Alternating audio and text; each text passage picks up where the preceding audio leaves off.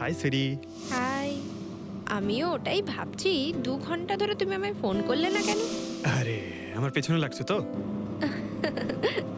না না, আমি আমার কিউট সোনুর পেছনে কি করে লাগি?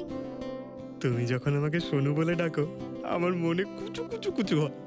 কি হয় যেন বললি তোর মনের মধ্যে? কুচ্চু কুচ্চু। হ্যাঁ হুম? আরে স্যার এ হলো আমার ইনফর্মার, এর থেকে ইম্পর্টেন্ট ইনফরমেশন নিচ্ছি। তোর ইনফর্মার? আমি একটু দেখি। ও স্নেহাল। পঙ্কজ, এ তোর কোন ইনফর্মার রে, যার নাম আমি আগে কোনোদিন শুনিনি? আরে স্যার ছাড়ুন না, আমি না একে ম্যাট্রিমোনিয়াল সাইটে পেয়েছিলাম, ভালো বন্ধুত্ব হয়ে গেছে আমাদের মধ্যে। হ্যালো। হ্যাঁ, আরে না না ওই ফ্রেডি স্যার বলছিলেন যে কিছু না স্যার, পঙ্কজের একটা ইম্পর্টেন্ট ফোন এসেছে। পঙ্কজের ইম্পর্টেন্ট ফোন এসেছে, তা তুমি ওখানে কি করছো? এদিকে এসো। যে ইম্পর্টেন্ট কাজটা দিয়েছিলাম তার কি হলো? 1 মিনিট স্যার। হ্যালো। হ্যাঁ বেবি সরি, একটা কাজ করছিলাম। আচ্ছা তুমি কি তোমার হোটেলে পৌঁছে গেছো? হোটেল? এখনো আমি পুনেই পৌঁছতে পারিনি আর তুমি হোটেলের কথা বলছো? কি? তুমি তো কোন সকালে বেরিয়েছো? সেটাই তো, দেখো না এই জিপিএস আমায় কোথায় পৌঁছে দিয়েছে। আমি একটা কাঁচা রাস্তা দিয়ে যাচ্ছি। আরে কাঁচা রাস্তা দিয়ে কেন যাচ্ছো? সোজা হাইওয়ে দিয়ে যাও না। আরে আমি হাইওয়ে দিয়েই যাচ্ছিলাম, জিপিএস দেখালো ওখানে নাকি ট্রাফিক জ্যাম আছে, তাই ভাবলাম শর্টকাট নিয়ে নি, ফেসে গেলাম আমি। আচ্ছা তুমি একটা কাজ করো, রাস্তা যদি কাউকে দেখতে পাও তাকে রাস্তাটা জিজ্ঞেস করে নাও। হ্যাঁ আমি কাউকে জিজ্ঞেস করছি, হ্যাঁ তুমি একটু হোল্ড করো। ওকে।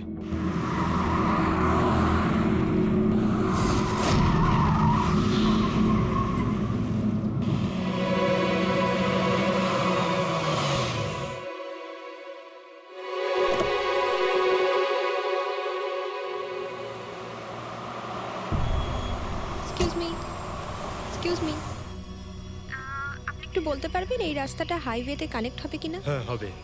কত দূর এখান থেকে? হ্যালো স্নেহাল। Hello sir. কি হয়েছে পঙ্কজ? স্নেহাল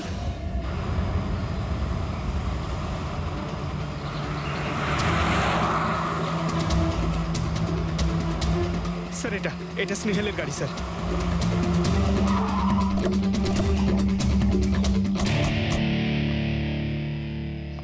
আপনারা? সিআইডি। স্যার, স্যার আমি ইন্সপেক্টর মহেশ, সামনে থানাতেই আমার পোস্টিং রয়েছে। কিছু জানা গেছে? তেমন কিছু জানতে পারিনি স্যার, কিন্তু গাড়ির সামনে থেকে এই ভাঙা মোবাইলটা পড়েছিল পেয়েছি স্যার।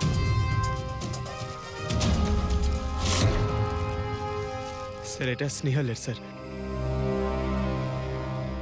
এটা তো পুরোপুরি ভেঙে গেছে, মনে হচ্ছে কোনো গাড়ি চাপা দিয়ে এটাকে ভেঙে দেওয়া হয়েছে। স্যার হয়তো অপরাধী এই গাড়িটা করেই এসেছিল আর তারপরে ওকে এই গাড়িটা করেই নিয়ে গিয়েছে। স্যার এদেরকে যদি একবার হাতে পাই না, একটাকেও ছাড়বো না। আচ্ছা পঙ্কজ, স্নেহালের কারোর সঙ্গে কোনো শত্রুতা ছিল? স্যার সাদা সিধে মেয়ে ছিল স্যার, ওর কারোর সঙ্গে কোনো শত্রুতা নেই। ঠিক আছে, আমরা স্নেহালকে খুব তাড়াতাড়ি খুঁজে বার করবো। এটা স্নেহালের ব্যাগ, পার্টস, এই ল্যাপটপের মতো দামি জিনিসটাও গাড়িতে?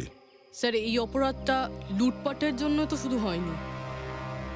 আমি একটা কথা কিছুতেই বুঝতে পারছি না, এই স্নেহাল পুনা যাচ্ছিল তো এই রাস্তায় কেন এলো? মানে এই রাস্তা তো পুনায় যায় না। জিপিএস এর জন্য স্যার, জিপিএস দেখে ওই রাস্তায় এসেছে। জিপিএস ভুল রাস্তায় নিয়ে এসছে, এটা কি করে সম্ভব? স্যার অ্যাকচুয়ালি কি হয়েছিল, জিপিএস হাইওয়েতে ট্রাফিক জ্যাম দেখিয়েছিল, সেই জন্য এই রাস্তাটা ধরেছিল। ও, তার মানে স্নেহাল খুব বড় ষড়যন্ত্রের শিকার হয়েছে। গাড়িতে কিছু পাওয়া গেল সারিকা? কিচ্ছু পাওয়া যায়নি, আর না পাওয়ার কোনো আশা আছে। কেন এরকম কেন বলছো? তুমি এই গাড়িটার থেকে কোনো অদ্ভুত স্মেল পাচ্ছ কি? হ্যাঁ, এই কেমিক্যালের মতো কোনো একটা জিনিসের গন্ধ। এক্স্যাক্টলি, এটা কেমিক্যালের গন্ধ। অপরাধী যাওয়ার আগে এই গাড়িটা ভালো করে পরিষ্কার করে গেছে জিম্বোকোলক্সি নামের কেমিক্যাল দিয়ে। এখন এই গাড়িটার থেকে না তো কোনো আঙুলের ছাপ পাওয়া যাবে আর না ডিএনএ। এই কাজটা তো কোনো প্রফেশনালের। স্যার খুনি যদি প্রফেশনাল হয় তাহলে ওকে খুঁজতে অনেক সময় লেগে যাবে স্যার। পঙ্কজ, তোমাকে কিছুক্ষণের জন্য ভুলতে হবে যে স্নেহাল তোমার বন্ধু, একজন সিআইডি অফিসারের মতো ভাবো। Right sir. স্নেহালের মম ড্যাড, আন্টি। বাবা পঙ্কজ, কিছু জানতে পারলে? আন্টি আপনি চিন্তা করবেন না স্যার, আমি আমাদের পুরো টিম রয়েছে, স্নেহালকে খুঁজে বার করব। সকাল সকালও বাড়ি থেকে বেরোনোর সময় খুব খুশি ছিল, জব ইন্টারভিউয়ের জন্য যাচ্ছিল তো। আমি ওকে বলেও ছিলাম তুই পুনা যাচ্ছিস যখন ট্রেনে চলে যা, কিন্তু ও আমার কথা শুনলো না। এই স্নেহাল পুনা যাচ্ছে, সেটা কে কে জানতো? আমরা বাড়ির লোকেরা আর ওর কিছু বন্ধু বান্ধব। পুনাতে কোন কোম্পানিতে যাচ্ছিল এই ইন্টারভিউ দিতে? Okay take. ওখান থেকে রোহিত বলে একজন ফোন করেছিল। রোহিত? আপনাদের ছাড়াই রোহিত জানতো যে স্নেহাল পুনা আসছে।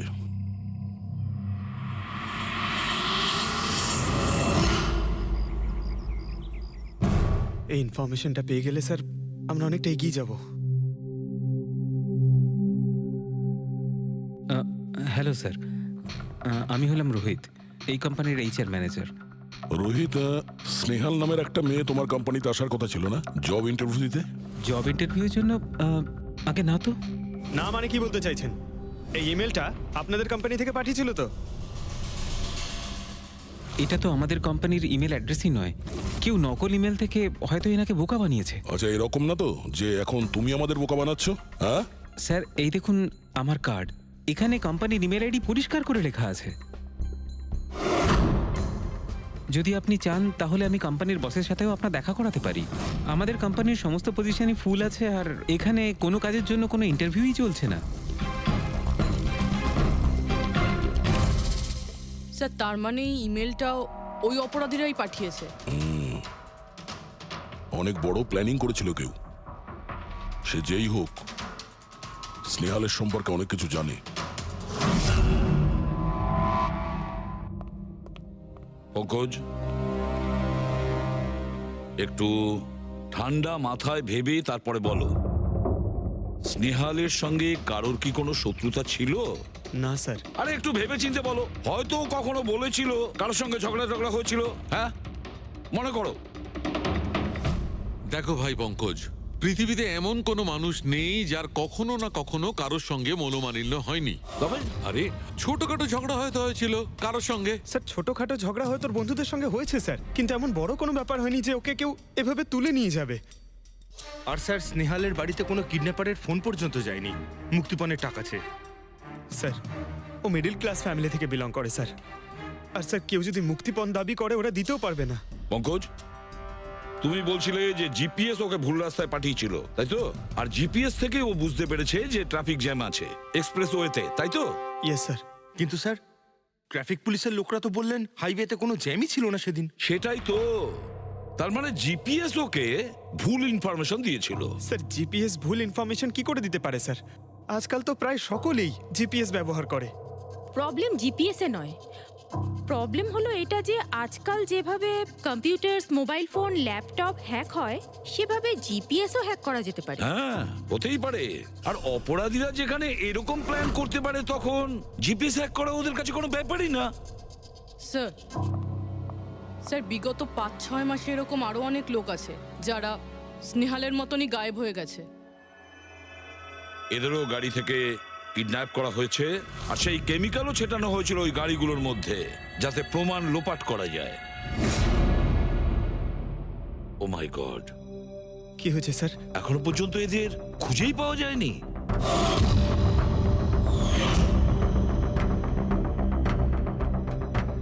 পঙ্কজ, এভাবে ভয় পাবে না, বুঝেছ? স্নেহালকে আমরা খুঁজে বের করবই, ওর কোনো ক্ষতি হতে দেব না, ভয় পেও না। রবি, দেখো তো ক্রাইম ব্রাঞ্চের ইন্সপেক্টর সমীর, উনি এই কেসটা হ্যান্ডেল করছে, ওনাকে বিরতি রাখো।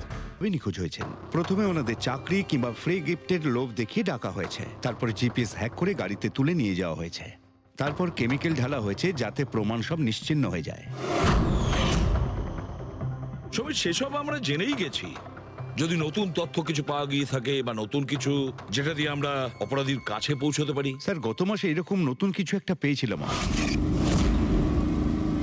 স্যার দাঁড়ান, এখানেই দাঁড়ান স্যার।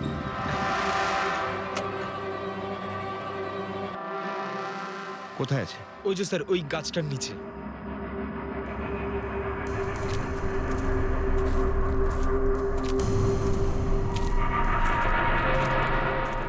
কি হলো, চলো।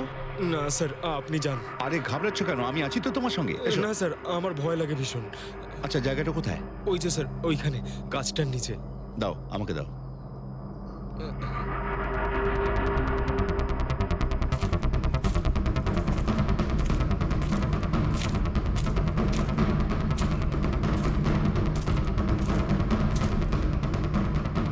কি এই জায়গাটাই তো? হ্যাঁ স্যার।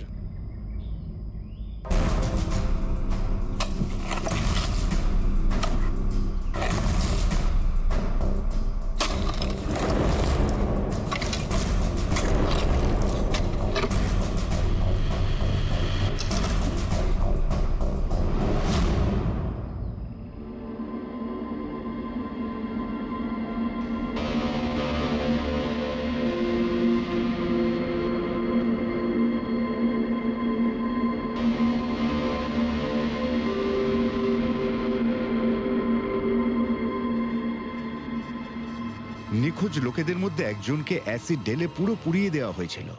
আপনি এটা কি করে জানলেন যে যে মারা গেছে সে এদের মধ্যে কেউ একজন? অন্য কেউ তো হতে পারে। ডেন্টাল রিপোর্ট থেকে জানা গেছে ওই লাশটা ভিকটিম নাম্বার 4 রিচা কুমারের। বাকি যারা নিখোঁজ হয়েছিল তাদের কি খবর? না স্যার, কারোর কোনো খোঁজ পাওয়া যায়নি। রিচার সাথে যা হয়েছে তা দেখে আমার মনে হচ্ছে না যে ওনাদের মধ্যে আদৌ কেউ আর বেঁচে আছেন।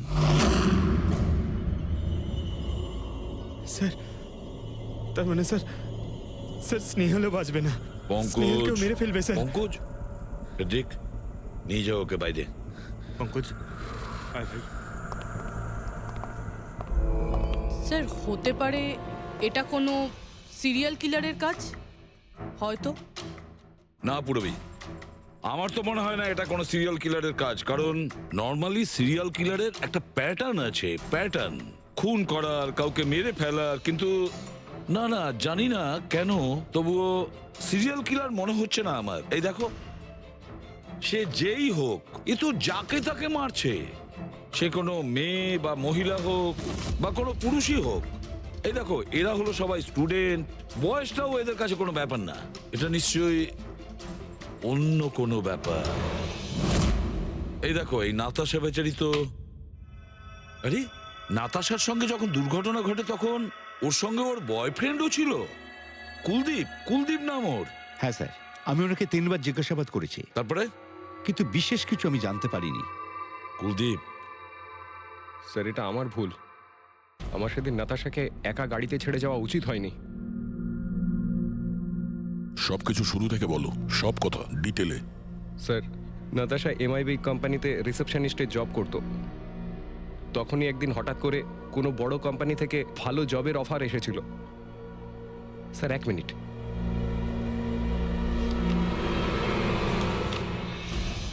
স্যার, আগের চাকরিতে নাতাশার স্যালারি কত ছিল? স্যার, 20,000 টাকা। আর এই চাকরিতে 1 লক্ষ টাকা স্যালারি দেওয়া হচ্ছে। তোমার খুব অদ্ভুত মনে হয়নি যে হঠাৎ কেউ এত বড় চাকরি কেন দেবে? স্যার, অদ্ভুত তো লেগেছিল স্যার, কিন্তু আমরা তখন ভেবেছিলাম যে এটাই হয়তো ভাগ্যের খেলা। আর আমি আমার গাড়ি নিয়ে নাতাশাকে ইন্টারভিউতে পৌঁছে দিতে চলে গেলাম। এ কোন পথে চলেছি আমরা দুজনে একসাথে গাড়িতে। আরে থামো থামো কুলদীপ, আমি তোমাকে কতবার বলেছি বলো তো, তুমি গান গেও না। আসলে তুমি বড্ড বেসুরে গাও। ওরে বাবা, আমি গান গাইছি না, আমি এটা জিজ্ঞেস করছি যে আমরা এটা কোথায় এলাম। এই রাস্তা তো আগে কোনোদিন দেখিনি আমি। তুমি শুধু জিপিএস ফলো করো, নিজের বুদ্ধি খাটাতে যেও না। আরে বাবা, মনে হচ্ছে আমরা ভুল রাস্তায় ঢুকে পড়েছি। এক কাজ করি, আমি বরং ইউটার্ন নিই, আর যে রাস্তা চিনি সেই রাস্তা দিয়েই যাই। ওকে। আরে ও মাই গড, আবার কি হলো? মনে হচ্ছে পাংচার হয়ে গেছে।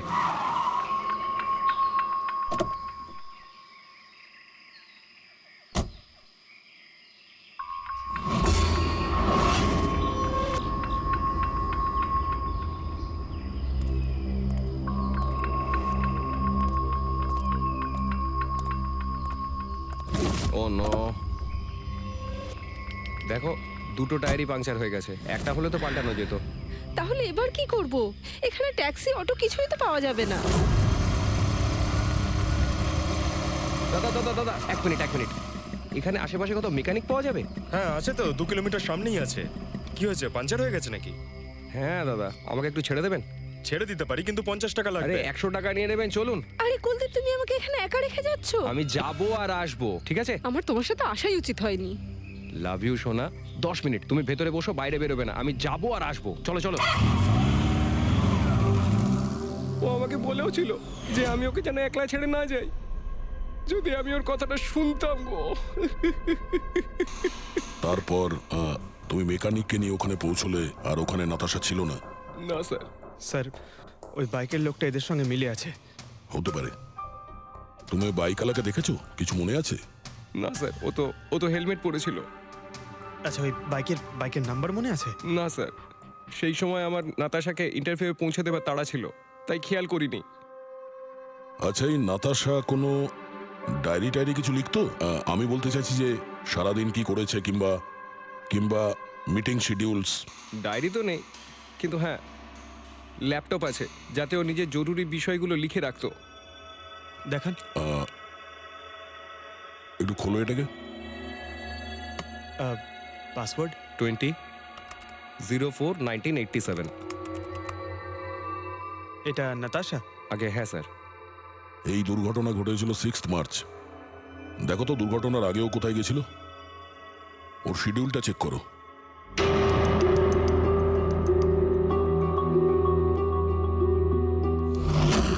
স্যার 3 মার্চ ও জেডি ল্যাব গিয়েছিল ব্লাড টেস্ট করাতে। হ্যাঁ তো? স্যার 1 সপ্তাহ আগে স্নেহালও ওখানে গিয়েছিল জেডি ল্যাবে। কি বোরিং ফিল্ম দেখালে তুমি আমাকে, জানো মাথা ধরে গেল। হ্যাঁ, ফিল্মটা একদম বোরিং ছিল না। আরে কি বোরিং ফিল্ম ছিল। আমার খুব খিদে পেয়েছে, চলো ওখানে গিয়ে কিছু খেয়ে নি। না, আমি খেতে পারবো না, তুমি খেয়ে নাও। আমাকে এখন 12 আওয়ার্স ফাস্টিং করতে হবে। আমার কাল ব্লাড টেস্ট আছে। Blood test?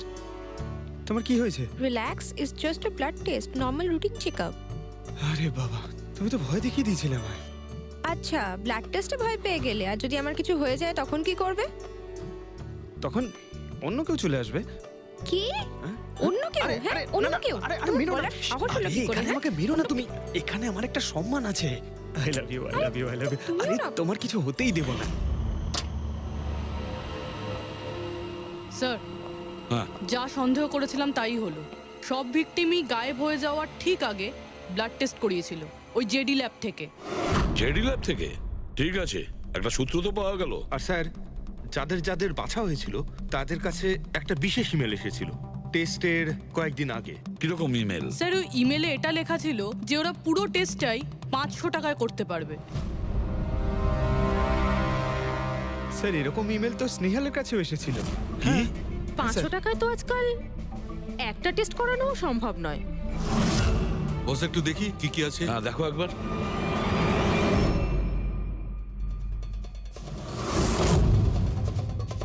আরে এটা তো একটা বিশাল লম্বা টেস্টের লিস্ট দেখছি।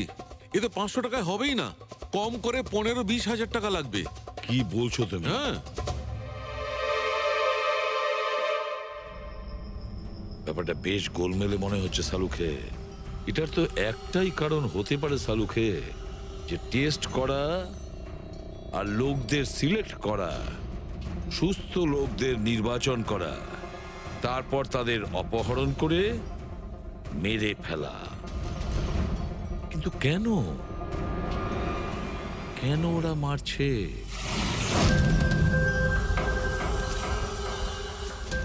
স্যার, আপনাদের নিশ্চয়ই কোনো ভুল হচ্ছে।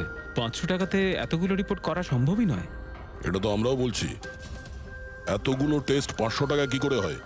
এই ল্যাব এত দয়ালু কি করে হয়ে গেল যে এত কম টাকায় এতগুলো টেস্ট করছে? স্যার, আমরা এরকম কোনো মেল পাঠাইনি।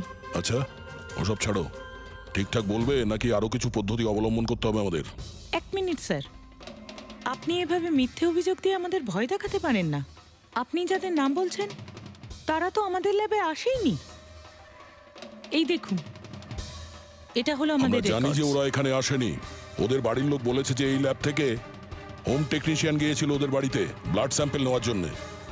ডাকো সবাইকে। এই লিস্টটা দেখে বলুন আপনাদের মধ্যে কে এদের বাড়িতে গিয়েছিল ব্লাড স্যাম্পল নিতে।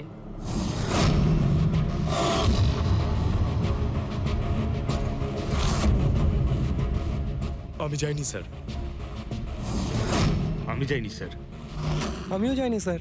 কেউ যায়নি? তাহলে ব্লাড স্যাম্পল নিজে থেকেই ওদের ঘর থেকে উড়ে এখানে চলে এলো? হ্যাঁ, এই ফিস করাটা বন্ধ করুন, জোরে বলুন, নাকি সিআইডি ব্যুরোতে গিয়ে কথা বলবো? স্যার অ্যাকচুয়ালি আপনারা ঠিকই বলেছেন, আমরা ভিকটিমদের বাড়ি যাইনি, বরং ওরা এখানে এসেছিলেন টেস্ট করাতে। কিন্তু সেই দিন নয় যেদিন আপনি বলছেন। এই দেখুন, কয়েক মাস আগে এসেছিলেন ব্লাড টেস্ট করাতে, ওইসব রিপোর্টস করাতে নয়। অর্ধেক সত্য তো তুমি বলে দিয়েছো, এবার পুরোটাই বলে দাও। কি করেছো তোমরা এদের সাথে? বলছি তো আমরা কিচ্ছু করিনি। নিশ্চয়ই কেউ আমাদের নাম নিয়ে নকল ইমেল পাঠিয়েছে। কিন্তু ওই নকল ইমেল পাঠানো লোকেরা কি করে জানলো যে তোমার ল্যাবে কোন কোন পেশেন্ট এসছে ব্লাড টেস্ট করানোর জন্য? তার মানে কেউ তো আছে এই ল্যাবে যে ওই অপরাধীদের এই ডিটেল দিচ্ছিল। কে? আচ্ছা একটা কথা বলুন, যতগুলো লোক নিখোঁজ হয়েছে তাদের সবার যে ব্লাড রিপোর্ট এসছে তার কোনো কমন ব্যাপার আছে? কোনো কমন একই রকম রোগ কিংবা ব্লাড গ্রুপ এক? না স্যার, কিছুই কমন ছিল না। সবার ব্লাড গ্রুপ একদম আলাদা আলাদা ছিল, কোনো অসুখও ছিল না। মানে সবার রিপোর্টই ঠিক ছিল?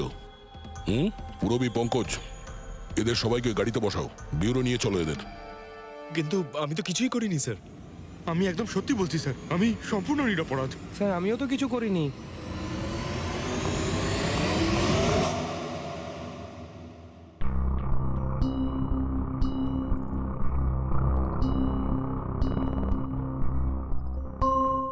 না স্যার, এদের মধ্যে কেউই তো সেদিন আমাদের বাড়িতে ব্লাড নিতে আসেনি। আপনি ঠিক দেখেছিলেন? হ্যাঁ, আপনি পুরো নিশ্চিত যে এদের মধ্যে কেউ ছিল না? না স্যার, কেননা ওই লোকটা টুপি পরেছিল। স্যার স্যার জেডি ল্যাবের বাকি এমপ্লয়ীদের ডিটেলস বের করেছি, যাদের উপর আমাদের সন্দেহ আছে। আচ্ছা, তারা কারা? একজন নয় স্যার, এরকম 4 জন লোক আছে যাদের উপর ভালো মতো সন্দেহ করা যেতে পারে। আচ্ছা, স্যার সবার আগে সন্তোষ, এর স্ত্রী 8 মাস ধরে হসপিটালে রয়েছে, আর চিকিৎসা করার জন্য এর কাছে কোনো টাকাও ছিল না। জানি না হঠাৎ করে এর কি লটারি লেগে গেল যে যে সব টাকা পয়সা মিটিয়ে নিজের স্ত্রীর চিকিৎসা করিয়ে নিল। আচ্ছা। আর স্যার দ্বিতীয় ব্যক্তি হলো যতীন। 8 মাস আগে জেডি ল্যাবে ও এই চাকরিটা পেয়েছিল, আর এই সমস্ত ঘটনা শুরু হয় 7 মাস আগে। মানে এই চাকরিতে জয়েন করার পর থেকেই এই সমস্ত ঘটনাগুলো শুরু হয়। বাকি দুজন? স্যার সিদ্ধেশ আর মালিনী, এদের স্যালারি ওই 18 আর 20,000, কিন্তু তারপরেও এরা বিগত 6 মাসে 2বার ফরেন ট্রিপ করে ফেলেছে। আচ্ছা, সন্তোষ, যতীন, সিদ্ধেশ আর মালিনী। মনে হয় আবার জেডি ল্যাব যেতে হবে। হ্যাঁ, আমি গেছিলাম ইউরোপে ছুটি কাটাতে, কিন্তু ওই টাকাটা কোনো অসৎ পথে আসেনি। আমার কাকা আমার জন্য 25 লাখ টাকা রেখে গেছেন ওনার উইলে। আর মালিনী দেবী, আপনি ইউরোপ ঘুরে এলেন, তা আপনার জন্য কেউ সম্পত্তি কিছু রেখে গেছিল নাকি? না স্যার, আসলে আমি সিদ্ধেশের সাথেই গিয়েছিলাম। সিদ্ধেশের সঙ্গে? অ্যাকচুয়ালি মালিনী আর আমি একে অপরকে ভীষণ ভালোবাসি। ও, লাভ স্টোরি। হ্যাঁ, আমি আমার ওয়াইফের চিকিৎসা করিয়েছিলাম, কিন্তু কোনো খারাপ কাজ করে নয়, ওর গয়না বিক্রি করে। আর তাছাড়া আমার বাড়িটাও বন্ধক দেওয়া রয়েছে। যদি আপনারা পেপারস দেখতে চান তাহলে সেটাও দেখাতে পারি আমি। হ্যাঁ স্যার, সন্তোষ তো সারাদিন ধরে অফিসেই থাকে, এ কখন যাবে কারোর ব্লাড স্যাম্পল নিতে? আর যতীন? যতীন তো খুব কমই অফিসে আসে, তখনই আসে যখন কোনো জরুরি কাজ থাকে। আচ্ছা, তার মানে এই আমাদের লোক হতে পারে। এই যতীনকে কোথায় পাবো?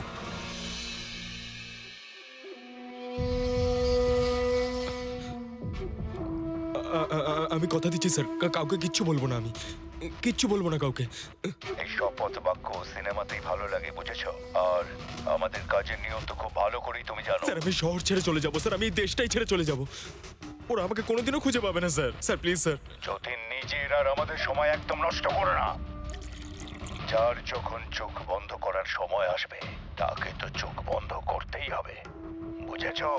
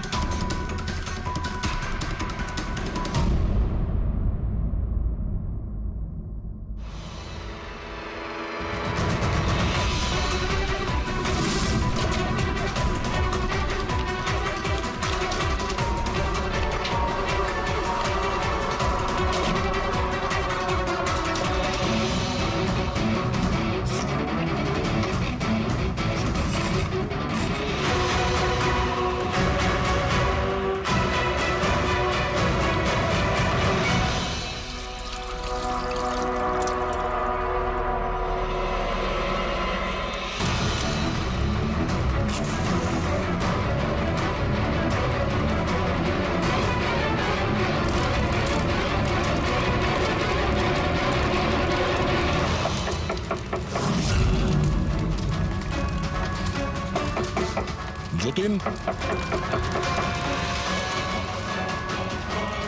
স্যার ধোঁয়া বেরোচ্ছে স্যার। স্যার স্যার ভেতরে কিছু পুড়ছে স্যার। যতীন,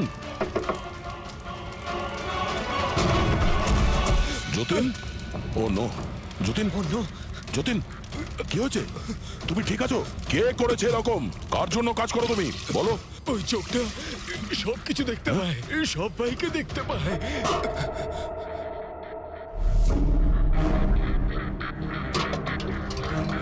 কি? যতীন, যতীন, যতীন, ও ওই চোখটা সবকিছু দেখতে পায়।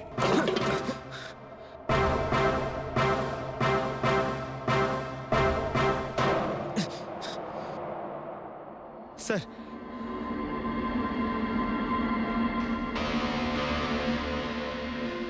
স্যার হয়তো হার্ড ডিস্ক থেকে কিছু জানা যেতে পারে। বস, মেক্রি ডেনথোনিং নামের বিষের জন্য এ মারা গেছে। মেক্রিডেন্থোনিন? আরে এটা তো সেই বিষটা না যেটা কারো শরীরে প্রবেশ করার মাত্র 5 মিনিটের মধ্যে লোকটা মারা যায়? হ্যাঁ স্যার, খুবই মারাত্মক বিষ। আর এই বিষটা খুবই গোপনভাবে লুকিয়ে রাখা হয়েছিল এর এই আংটিটার মধ্যে। বস, এইটাতে, এই আংটিতে লুকিয়ে রাখা হয়েছিল। এই দেখো,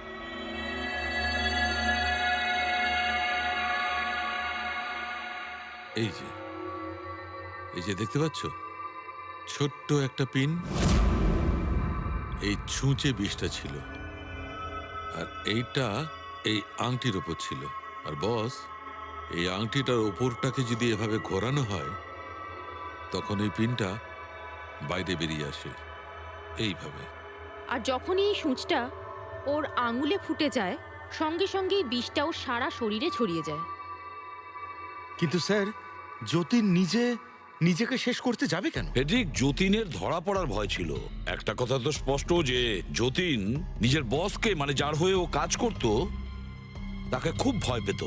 এত ভয় পেত যে যখন ও জানতে পারে আমরা ওকে ধরতে যাচ্ছি, তখন ও সুইসাইড করলো, যাতে ওর সাহায্যে আমরা ওর বসের কাছে পৌঁছতে না পারি। বুঝলে, এই কেসটা শুধু কিডন্যাপিং আর সিরিয়াল কিলিং এর নয়, এটা অনেক বড় চক্রান্ত, খুব বিপজ্জনক বড় একটা চক্রান্ত। এর পেছনে একটা কোনো বড় গ্যাং ইনভলভ, খুব বড় গ্যাং। সেই গ্যাং যার সিম্বল হলো চোখ। স্যার, হ্যাঁ স্যার, ল্যাপটপে কিছুই পেলাম না। সব ফাইল নিজে নিজেই ডিলিট হয়ে গিয়েছে অটো ডিলিটেশনের জন্য। আর হার্ড ডিস্ক? স্যার হার্ড ডিস্কও ড্যামেজ হয়ে গেছিল, কিন্তু একটা লিস্ট আমরা রিকভার করেছি। হ্যাঁ স্যার।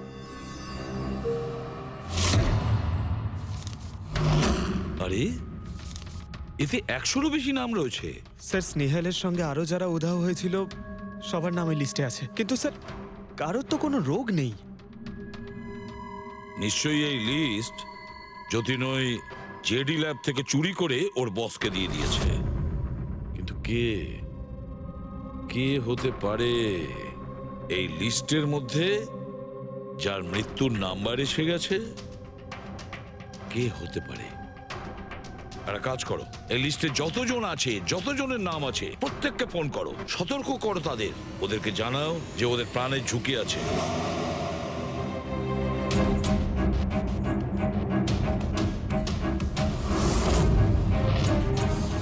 কি?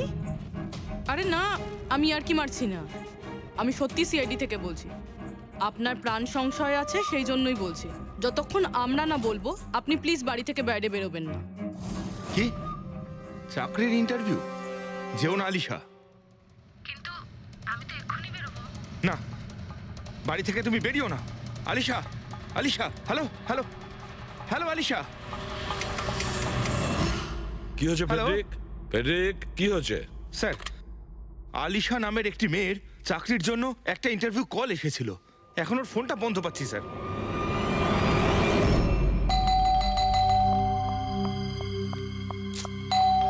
ওহো, এখন আবার কে এলো?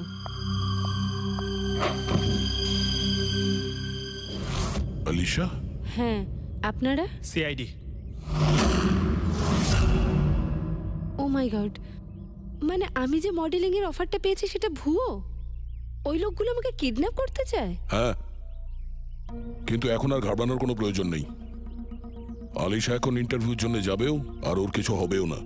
না স্যার, আমি ইন্টারভিউ দিতে যাব না স্যার, আমার খুব ভয় করছে। তুমি যাবে না, অন্য কেউ যাবে, আলিশা সেজে।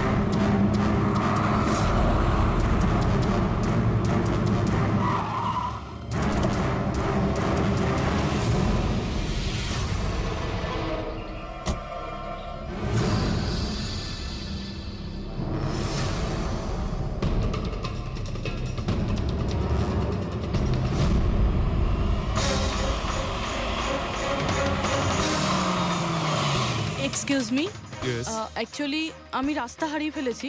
ওই জিপিএস এ কিছু প্রবলেম হয়েছে, তো একটু হেল্প করতে পারবেন? আপনি কোথায় যেতে চান ম্যাডাম? আমার এই সামনেই, আমি এখনই বলছি।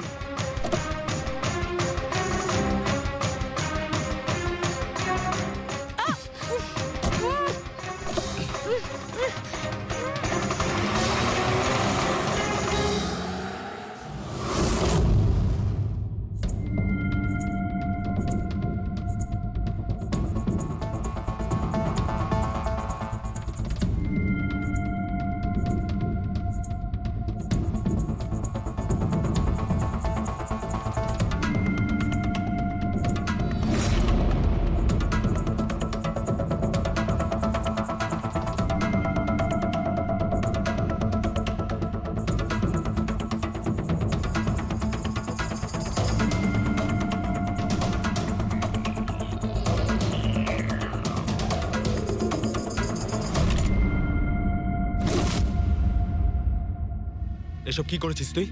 আলিশার বদলে অন্য একজনকে তুলে নিয়ে এসেছিস। আরে ভাই, এতে আমি কি করব? গাড়িটাও আলিশার ছিল আর মোবাইলটাও আলিশারই ছিল। তাহলে আলিশার ব্লাড গ্রুপটা কোথায়? তোকে তো এবার বসই দেখতে।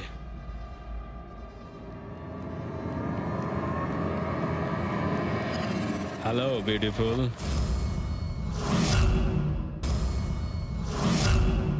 আমাকে খুঁজছিলে নাকি?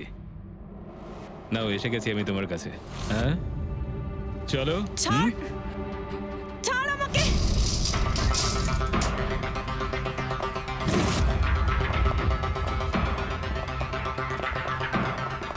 পালানোর চেষ্টা, বিউটি উইথ ব্রেনস।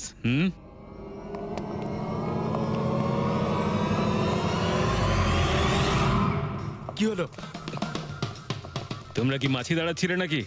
ভাগ্যিস আমি সময় মতো এসে গেছিলাম। তল্লাশি নাও এর ভালো করে।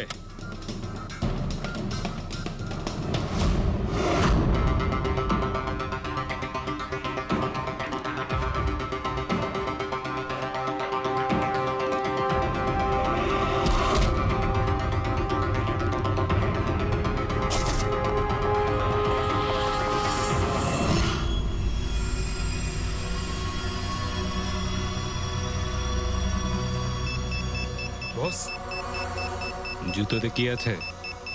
নিজেই দেখে নাও।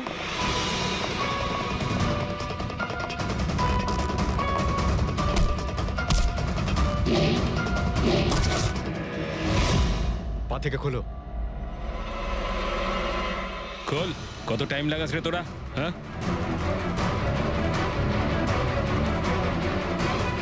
এই কি হয়েছে ভাই? Tracking device.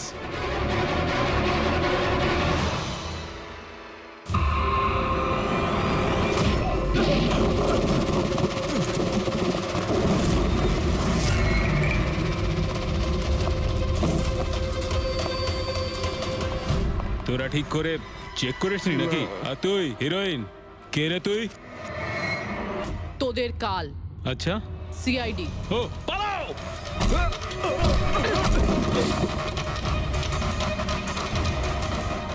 পুরবি স্যার স্যার ওইদিকে পালিয়েছে।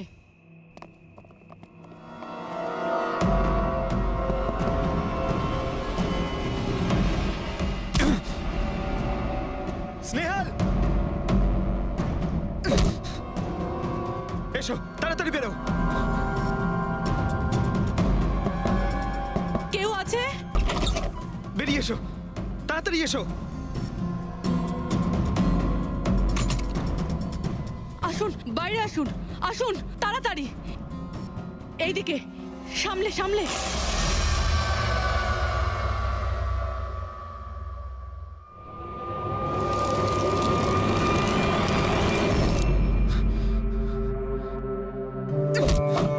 স্নেহাল, পঙ্কজ, তুমি ঠিক আছে তো?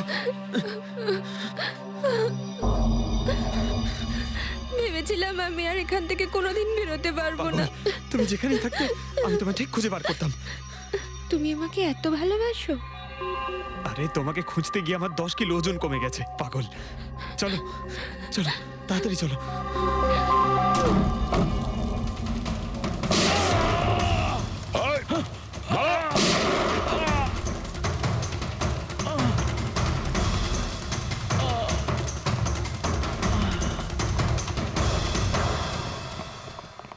এত সহজে তোকে মরতে দেবো না।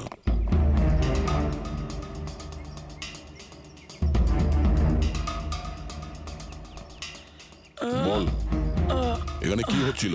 কার কথা এসব কাজ করছিলি তুই? আমরা যাদের জন্য কাজ করি না, তোমরা ওদের ব্যাপারে কিচ্ছু জানতে পারবে না। ওদের চোখ তোমাদের দেখতে পাবে, কিন্তু তোমরা ওদের কখনো দেখতে পাবে না। আমরা দেখতে পাবো না? আহা। শরীরের অঙ্গ প্রত্যঙ্গের জন্য লিভার, কিডনি, আসলে ব্যাপারটা হলো আজকাল সব জিনিস ট্রান্সপ্লান্ট হয়ে যায় তো। কি মানুষের শরীরের অঙ্গ প্রত্যঙ্গ স্মাগলিং এর এত বড় চক্র চলছে? হ্যাঁ, জেডি ল্যাবের মতো এরকম অনেক ল্যাব আছে যেখান থেকে আমরা লোকেদের ডাটাবেস চুরি করি আর ওদের মধ্যে থেকে সুস্থ লোকেদের বাছি, যাতে ওদের অর্গানস বেচে কোটি কোটি টাকা আমরা বিদেশিদের থেকে কামাতে পারি। কোন বিদেশিদের? কোন বিদেশিদের? সারা পৃথিবীর বিদেশিরা একটা স্পেশাল ওয়েবসাইটে আসে যেখানে মানুষের শরীরের আলাদা আলাদা অঙ্গ প্রত্যঙ্গের নিলাম হয়। একবার টাকা আমাদের অ্যাকাউন্টে চলে এলে আমরা ক্লায়েন্টের ব্লাড গ্রুপের লোককে খুঁজে বের করি ওই লিস্ট থেকে। তারপর ওদের 500 টাকা টেস্ট করার জন্য মেসেজ পাঠাস, যাতে এটা জানতে পারিস যে ওদের হাঁটু, লিভার কিংবা হার্ট তোদের ক্লায়েন্টের সঙ্গে ম্যাচ করছে কিনা। হ্যাঁ, একদম ঠিক। ম্যাচ হওয়ার পরে আমরা ওদের ইন্টারভিউয়ের জন্য ডাকি, ঠিক ওই রকম ভাবে যেভাবে একটা মাকড়সা একটা মাছিকে লোভে জেলে ফাঁসায়। এইসব বাজে কাজ করার পরেও আবার দাঁত বার করে হাসছিস? নিজের কাজের জন্য একটুও লজ্জা বা অনুতাপ হচ্ছে না তোর? হাসি তো আমার তোমাদেরকে দেখে পাচ্ছে সিআইডি। আমাকে ধরে তোমাদের কি মনে হচ্ছে তোমরা বিরাট বড় তীর মেরে দিয়েছো? আমাদের মতো কোনো অর্গান গ্যাংকে ধরা মানে হলো ঠিক যেন সমুদ্র থেকে এক মগ জল তোলা। আচ্ছা, আগে এটা বল, আগে বল তোর বাবাকে। মারো আমাকে, আমিও এটাই চাই যে তুমি আমাকে মেরে ফেলো, কেননা আমি জ্যান্ত ধরা পড়েছি জানতে পারলে না? আমার বস, আমার বন্ধু, আমার পরিবার, আমার বাড়ির লোকজন সবাইকে মেরে ফেলবে। কে তোদের বস আর কে কে শামিল আছে তোদের এই চক্রে?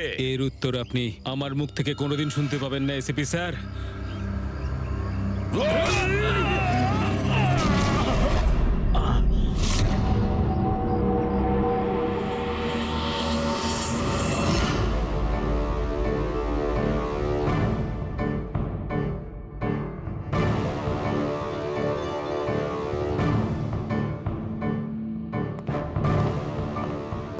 বস, একটা খারাপ খবর আছে। আমাদের অর্গান গ্যাংয়ের চোখ সিআইডির লোকেরা বন্ধ করে দিয়েছে। কিন্তু রণবীরকে দিয়ে সিআইডি কিছু বলাতে পারার আগেই ও আত্মহত্যা করে নিয়েছে। সিআইডির লোক আমার 1000 চোখের মধ্যে একটা চোখ বন্ধ করলে কি আর হবে? একটা চোখ যদি ওরা বন্ধ করে তার